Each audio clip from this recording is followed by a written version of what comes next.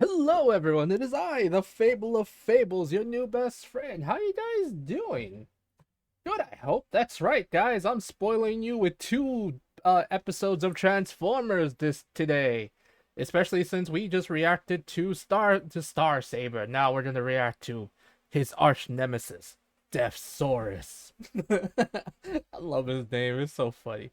I saw it and I thought, you know what? Why not? Because I like learning about Transformers right now, and I thought, why not spoil you guys with two episodes today? Don't get used to it, guys. Oh, no, I'm kidding. Might happen again sooner or later. But yeah, let's go. Also, real quick, please do actually support Chris McFeely. He is a great person, and without him, I wouldn't be able to learn about Transformers the way I have. Because I love Transformers, but I'm still kind of new to the medium, like the expanded universe and all that stuff. And I learned a lot thanks to Chris. So please, guys, do me a favor and support him the best you can. It'll mean the world to me because without him, we wouldn't be able to learn about the beautiful world of Transformers the way we are. So yeah, let's go. This episode, we're taking another trip to the Japanese side of the world of the Transformers for a look Yeah, at the history of the bot whose name says it all, the Decepticon Emperor of Destruction, Deathsaurus. his freaking name.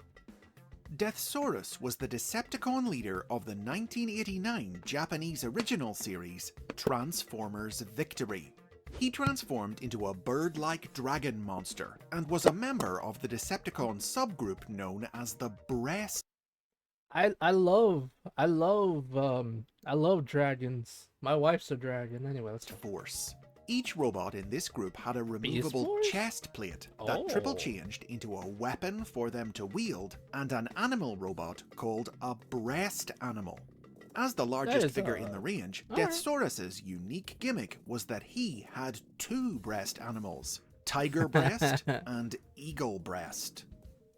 Silly Infamously, naming sense, but Deathsaurus's alright. name used to be a source of some confusion for English-speaking fans. Its unconventional Japanese spelling, Deathsaurus, causing debate about exactly how it should be interpreted in English.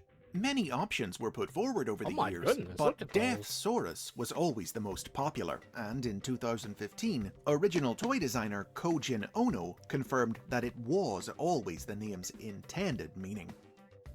The profile that came with Deathsaurus's toy described him as a savage, cruel warlord who despised humans, but who had an unusual soft spot for children. Aw, The Victory cartoon chose that's interesting that he hates humanity, like humans as a whole, but he has a soft spot for children? Huh. I always find villains like that kind of interesting. Like, where they're like, well, I am evil and I do evil things, but I'm not a monster. I always thought villains like that were interesting, you know? But yeah, no. I think he's kind of not interesting. to explore that latter aspect of his personality. Why? In the series, set in the year 2025, Deathsaurus set out to steal the energy of Earth in order to re-energize his planet-destroying fortress, long Damn, ago look at sealed that away thing. in the dark nebula by his arch-rival, Autobot leader Star Saber. He would typically only go into battle to take on Star Saber himself. Makes Otherwise, sense. he left a lot of the fighting to his underlings, who he would happily sacrifice if their usefulness to him ever ran out. Yeah, he's a villain, His alright. minions included the other members of the Breast Force, who could combine into the giant robot Lio Kaiser, and whose Ooh. commander Leozak was a young upstart constantly scheming to overthrow Deathsaurus and take his place as Emperor. There's always a Starscream, isn't there?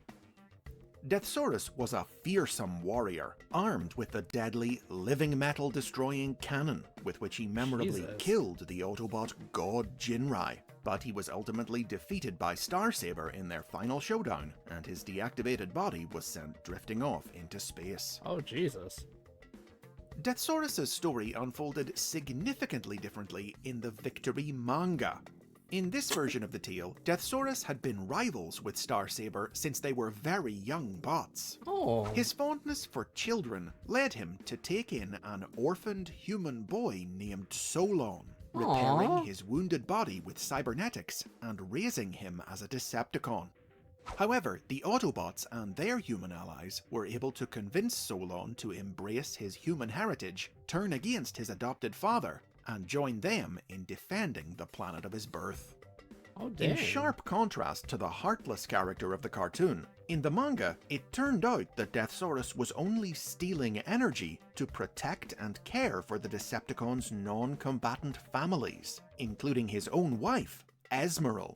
Aww. Realizing that he had only done evil in pursuit of a noble goal, Star Saber extended the hand of peace to his childhood friend, and Deathsaurus accepted. The two. You know what they say, guys, every villain is a hero in their own mind, and in this case, he literally was a hero just trying to do what's good for them, good for his people. From what I understand, and correct me if I'm wrong, I know someone might, in the original cartoon, like in the original G1, the Decepticons and the Autobots were considered different species, right? Like in the original continuity, they weren't considered like just straight out Transformers, everyone. They were like a different subspecies of Transformers, if that made sense. Something along the lines of that.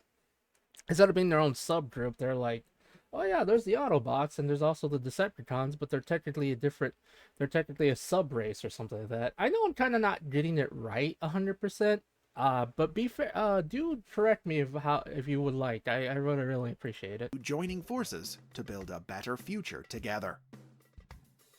In 1992, Deathsaurus's toy was Doggo Man's in my recolored and re-released in another Japanese super robot toy line, the brave fighter of legend, Dagarn, as an evil alien mecha named Red Geist. Oh my. But Deathsaurus himself wouldn't have a major role in Transformers again for a long time. His only notable appearance in the 15 years that followed Victory being his Western media debut, a single-panel cameo in a Dreamwave Productions comic book in 2004. That changed in 2005 when a new toy of Deathsaurus was released exclusively at official convention BotCon. A recolor of the 2001 Robots in Disguise Megatron toy, the figure was a six-changer, representing an upgraded version of Deathsaurus who could now transform from robot to bat, jet, two-headed dragon, dragster, and giant hand.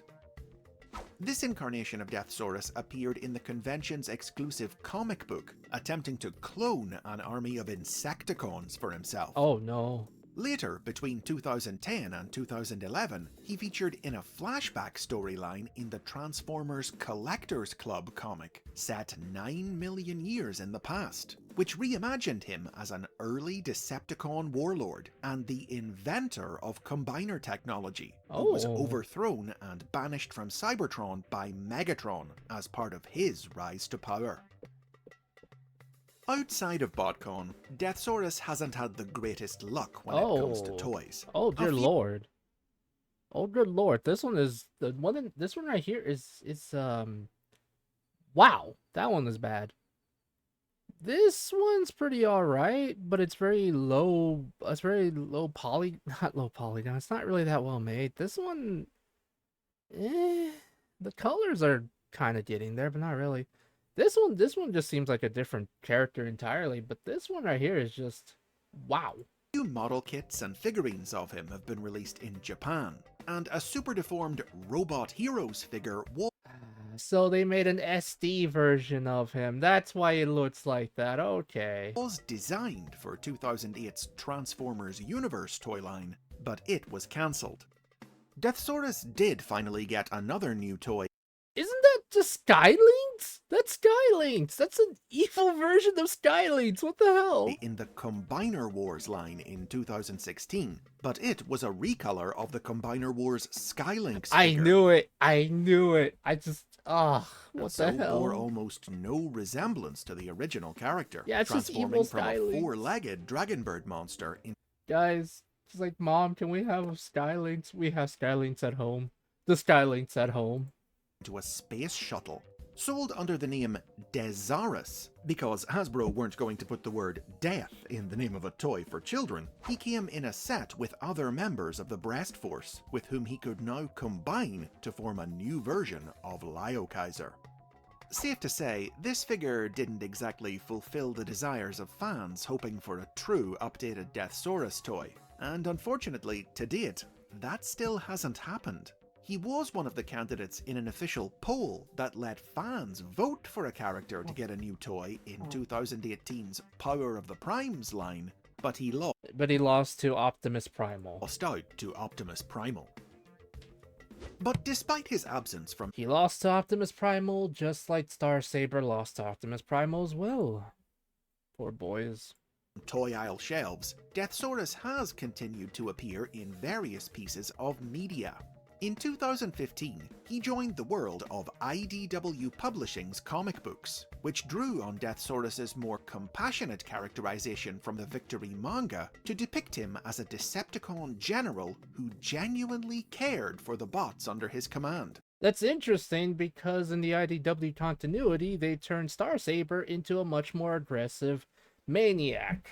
Jesus Christ, guys. I appreciate the fact that they're actually making Deathsaurus more into the Victory manga version, but still really sad that they saw Star Saber and thought, how do we make him unlikable? And who had gone rogue because he couldn't tolerate how Megatron mistreated his troops. I love him. When Megatron abandoned Decepticonism and joined the Autobots, Deathsaurus and his forces agreed to join the Decepticon Justice Division in finding and killing their former leader. No. But in the ensuing battle, the Autobots hit Deathsaurus with a psychic weapon that amplified his guilt over the toll the fight was taking on his men, leading him to withdraw and leave the DJD to take Megatron on alone. Please, why did you join the Decepticon Justice Division? Why?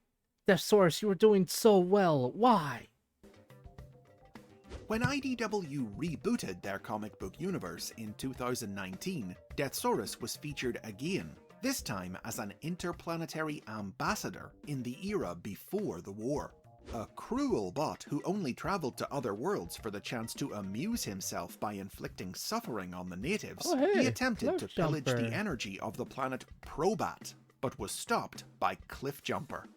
He was later killed by the mad tyrant Exarchon when his evil spark possessed Deathsaurus' body. Oh jeez. In 2016, Deathsaurus was added to the Earth Wars mobile game and went on to serve as a major recurring antagonist in its story, striving to create his own new loyal combiner.